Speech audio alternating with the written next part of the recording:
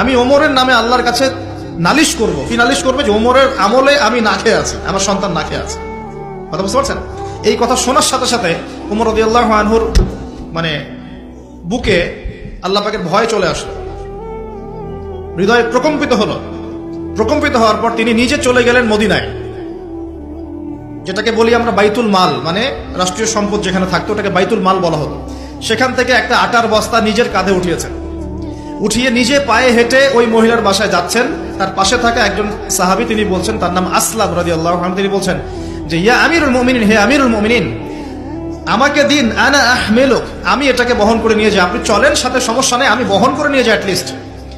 তখন ওমর রাদিয়াল্লাহু আনহু বলছেন, দিলের কান দিয়ে শোনেন কথাগুলো, ওমর রাদিয়াল্লাহু আনহু বলছেন, হাল আনতা তাহমিলু উযরি ইয়াউমাল কিয়ামা, তুমি কি কিয়ামতের মাঠে আমার পাপের বোঝা বহন করবে?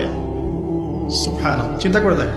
নিজের হাতে গেলেন, রান্না করে খাওয়ালেন, তারপরে বললেন আগামীকাল তুমি আমিরুল মুমিনিনের দরবারে এসো, সেখানে আমাকে পাবে। এই হলো ওমর রাদিয়াল্লাহু আনহুর খেলাফত। একদিন তিনি তার যে উট, এটাকে পরিষ্কার করছেন।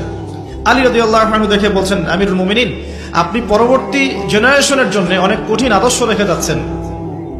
আপনি এত কাজ করছেন, তারপরে নিজের কাজও নিজে করছেন। তখন ওমর রাদিয়াল্লাহু আনহু বলছেন, ওয়ালা তালুমুনি ইয়া আবুল হাসান, হে আবুল হাসান, আমাকে এভাবে বিব্রত করো না, কারণ আমি ভয় করি যে আমি যে অর্ধবিশ্ব শাসন করছি, তারপরে আমি ভয় করি যে আমার এই শাসনের আন্ডারে যদি একটা রাখালও না খেয়ে মারা যায়, আমি ভয় করি আল্লাহ এর জন্য আমাকে জবাবদিহি করাবে। আরেকটা বলে শেষ করে দিই। আমর ইবনে আস রাদিয়াল্লাহু আনহু, তিনি একজন গভর্নর, কোথাকার? মিশরের। কার আমলে আছেন? ওমর রাদিয়াল্লাহু আনহুর সময়।